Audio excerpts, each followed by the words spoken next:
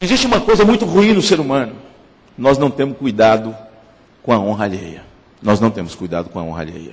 Nós não temos cuidado com a honra alheia. É preciso ter muito cuidado com a honra alheia. Olha, aqui tem uma promotora, que é uma coisa que eu tenho discutido, o promotor tem um poder, e é quem mais precisa ter cuidado com a honra alheia. Tem muita gente destruída aí, que por causa do microfone, um promotor jogou a honra de alguém no buraco, depois o sujeito prova que não foi nada daquilo, mas ele já está desonrado na sociedade. Juiz, tinha que fazer concurso depois de 35 anos de idade. Para ser senador não é depois de 35? Por que um menino sai da faculdade e vira juiz com 23 anos, sem nunca ter vivido, sem nunca ter criado um filho, sem experiência nenhuma, para decidir a vida de uma família, decidir a vida de um casal, a história de vida de um homem que tem idade para ser avô dele? Não podia. A Bíblia, quando fala de ancião, está falando de sabedoria, porque os cabelos brancos dão sabedoria. Você viveu, você aprendeu com a vida. E a calúnia, ela é nefasta. E o processo eleitoral no Brasil, não sei se é em outros lugares, acho que é igual, porque o ser humano é igual em todo lugar, vira um mar de lama.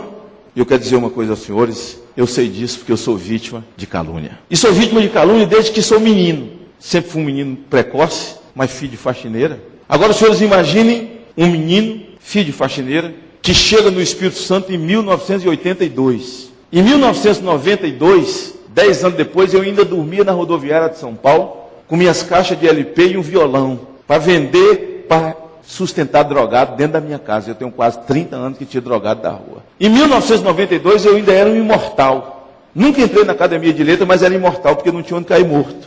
Em 92. Cheguei no Espírito Santo em 82, em 92 me elegi vereador, no interior. Vereador. Em 94, estadual. Em 98, federal. 2002, senador. Em 10 anos, eu saí de vereador a senador e recebi a maior votação da história do meu estado. A elite não gosta disso. Eu sou negro, filho de faxineira, nunca consegui passar no vestibular. O instrumento que eles têm é o ataque. E o ataque é o instrumento de quem tem inveja.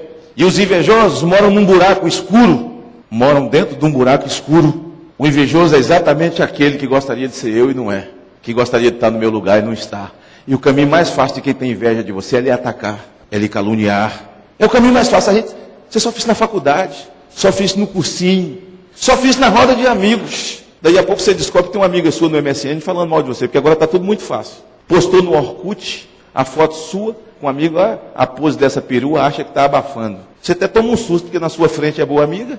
É assim que o ser humano se comporta. O que nós vimos nesse debate eleitoral, e aí é por isso que eu me enganjei nessa luta, porque tinha prometido a mim mesmo que não me enganjaria, preste atenção. Porque eu jamais faria isso pelo PT. Eu cumpri uma missão no primeiro mandato do Lula de desatanizar o Lula. Estou repetindo tudo agora. E o nosso povo foi o povo que foi alvo dessa mentirada, dessa inconsequência, e o nosso povo começou a replicar com a boca. Porque a boca que honra a Deus não desonra ninguém. Nosso povo começou a repetir mentiras que viraram verdade em cima da Dilma. E eles, que não são tolos, montaram uma central de boataria em São Paulo, ficaram replicando, escrevendo um e-mail sem origem, tomando uísque e sorrindo dos crentes, porque os crentes estavam levando para frente tudo que eles estavam querendo. Achando que nós somos tolos, um povo crédulo, que é o nosso povo, e vocês que são líderes sabem. Os evangélicos sabem que o nosso povo é um povo crédulo. Um povo que aprendeu com a Bíblia a primar por princípios. E tem muito medo com a sociedade degringolada como ela vai. Não vote no PT. Por quê? Eu não morro de amor por PT. Não estaria aqui por causa de PT. Eu estou aqui por causa do Lula. E por causa do meu senso de justiça. Mas o PT é tão ruim quanto o meu partido, o PR. Nosso partido é tão ruim quanto o PT. E o PT e o PR é tão ruim quanto o PSB. E o PSC, que é Partido Cristão, é tão ruim quanto nós todos juntos. Porque onde tem trigo, tem joio. Tem gente de bem no meu partido, no PT também tem. Tem pilantra na igreja, quanto mais em partido político. E quando eu vejo a CNBB, eu fico com vergonha. Eu vi lá em Governador Valadares ontem, negócio mal escrito, mal feito, embolado, pedindo e assinando para não votar na Dilma, com as mesmas tolices. Dilma é a favor de casamento homossexual. Acho que eles não têm muita autoridade para falar disso não, mas tudo bem. Dilma é a favor de casamento homossexual. A Dilma é a favor do aborto. O vice da Dilma é satanista. Aquilo tudo. Eu só não vi no documento deles assim, a partir de hoje nós estamos corajosos e vamos expulsar todos os religiosos pedófilos aqui de dentro. Eles ficam caladinhos, ficam sem autoridade. Os bispos católicos do meu estado, Vocês gostam de mim aqui no Mato Grosso? Eu sinto um carinho muito grande. Vocês não gostam de mim. Vocês gostam da luta, da causa que nós lutamos juntos. E esse estado é um exemplo. Encarnou essa causa de combate à pedofilia no Brasil, que eu tenho muito orgulho, eu sinto sempre esse estado. Nós entramos juntos na mesma causa. Aí muita gente fala, você tinha que ser senador, era no meu estado. De repente era mais fácil, porque lá eu não tenho adversário. No meu eu tenho. Veja o que fizeram. Os bispos da Igreja Católica chamaram a imprensa, fizeram uma coletiva. Todos os bispos juntos assinaram um documento. Juntos entregaram à imprensa, mandaram para as igrejas. Era lido na homilia, na missa. E depois distribuiu para o povo, cada um recebia o seu. E o padre lia, com imponência, com o microfone na mão. O documento era pedindo para não votar em Magno Malta. Porque esse cidadão não sabe falar de estrada, esse cidadão não sabe falar de esgoto, esse cidadão só sabe falar de pedofilia. O que é mais importante, a vida ou o asfalto? Se eu só soubesse falar de pedofilia, olha que eu sei falar de outras coisas. Eu já estava falando do melhor, estava falando da vida, da defesa das crianças, estava falando do enfrentamento ao crime, do abuso. E ficou até feio para eles ter feito isso, porque a autoridade falta. Pedofilia? O que é isso? E no mesmo documento, meus irmãos queridos, pastores, meus irmãos em Cristo, pediu para não votar nem em mim nem na Dilma. A Dilma era porque era a favor do casamento homossexual. E eu, porque só sabia falar disso. Mas eu tive 72% dos votos do Estado. Estado pequenininho. Eu tive 1.300.000 votos. Eles não tiraram um voto de mim, porque quem ergue a autoridade é Deus, não é homem. Quem me escolheu foi Deus. Não tem bispo, não tem papa, não tem pastor, não tem ninguém no mundo que vá pagar o que Deus escreveu. Sabe por quê? Porque católico ama os filhos, espírita ama os filhos, ateu ama os filhos, e eles sabem o valor da causa lutada por nós nesse país. Mas imagine, todo mundo me encontrava na rua, Magno Malta, recebi um e-mail, saí da missa, o padre lá lhe esculhambou, Magno Malta, passaram outro e-mail contra você. É duro, né? E você fazer ouvido de mercador, dizer, não tem problema, faz alguma coisa, o que é que eu vou fazer? A Bíblia diz que quando eu durmo, o Senhor cuida de mim. Há uma promessa sobre mim, 1.000 cairão do teu lado, 10.000 à tua direita, nenhum mal te atingirá. Eu vou ter medo de quê? De nada. Porque o que Deus escreveu, ninguém apaga. A urna é um detalhe. Se eu não passar pela urna, é porque Deus não quis, acabou. Ué, Deus tem outra coisa para eu fazer, Deus não quer derrota para mim. E se eu passar, passei. Pronto. E passei. E um outro e-mail que eles replicavam todo dia. Então o que acontece aqui? Acontece aqui, eu quero falar para meus irmãos diretamente. Com o advento da candidatura da Marina, aos poucos, os crentes foram inflamados. Quando os e-mails apareceram contra Dilma, eles foram crescendo mais na luta. Quando, de repente, aparece um vídeo feito por um pastor de Curitiba, e o povo se encantou com esse vídeo. Ele era sucesso no Brasil inteiro. E eu ficava de longe pensando, meu Deus, como pode? Segunda-feira eu tive com a Dilma, ela sentada na minha frente, lacrimejando, dizia assim, o que mais me dói, tudo me fere, mas o que mais me dói é dizer que eu disse que nem Jesus tira a minha vitória. Um e-mail sem anexo, um e-mail sem o recorte do jornal, um e-mail sem o vídeo. Injustiça não pode continuar. A Dilma vai ser presidente porque o PL, um dos dois, já está aprovado. O casamento homossexual. Os pastores vão ser obrigados a casar homossexual. E a Dilma vai só sancionar. Os e-mails diziam. O povo com medo disso. Esse é o PL 22. A Dilma vai fechar as igrejas. Eles entraram em desespero. Porque o Código Civil, que ela vai mexer nele, vai fechar as igrejas. Quando eu tomei posse, preste atenção, meus irmãos, o Lula também tomou. O Código Civil passou 22 anos sendo discutido. E foi promulgado naquele ano. E promulgado, colocando as igrejas no mesmo patamar de um clube de futebol. No mesmo patamar de uma agremiação de escola de samba ou de um centro comunitário. Ninguém podia tirar a oferta mais, porque era caixa 2. Para dar o dízimo na igreja, tinha que depositar no banco e entregar para o Ministério Público. Entrou-se em desespero as lideranças daqui desse estado, as lideranças nacionais, as lideranças da Assembleia.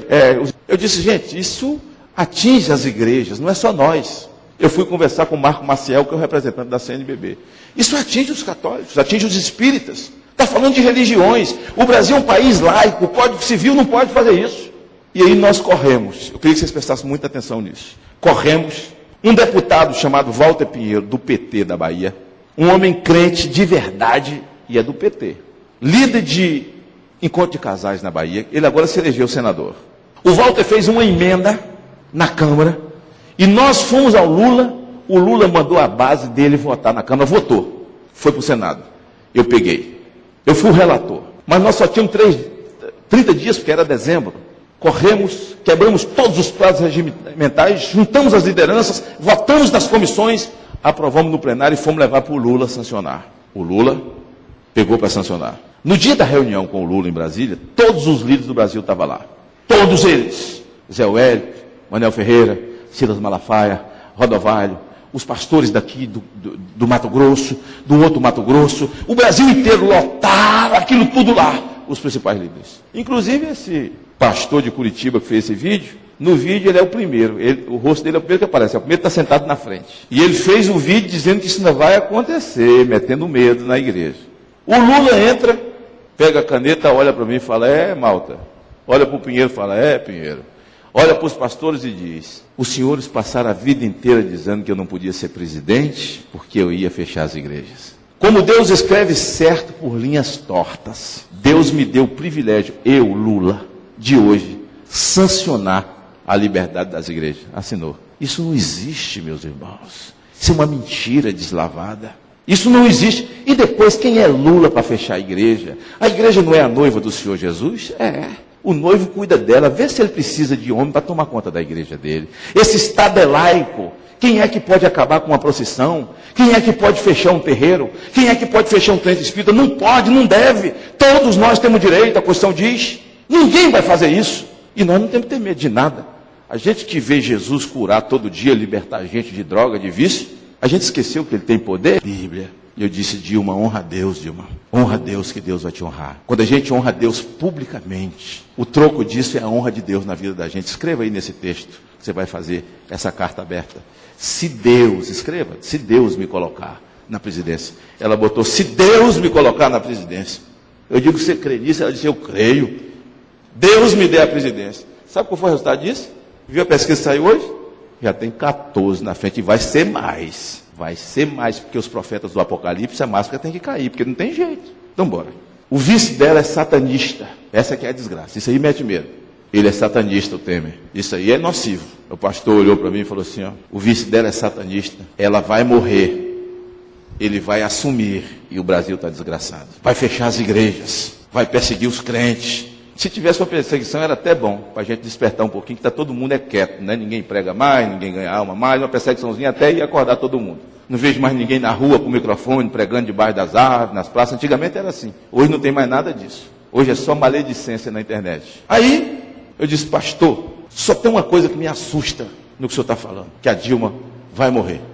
Me assusta o senhor falar isso, porque minha mãe já morreu. Minha avó já morreu. Eu vou morrer. O senhor vai morrer. A informação que o senhor me dá não é nova. A Dilma vai morrer também.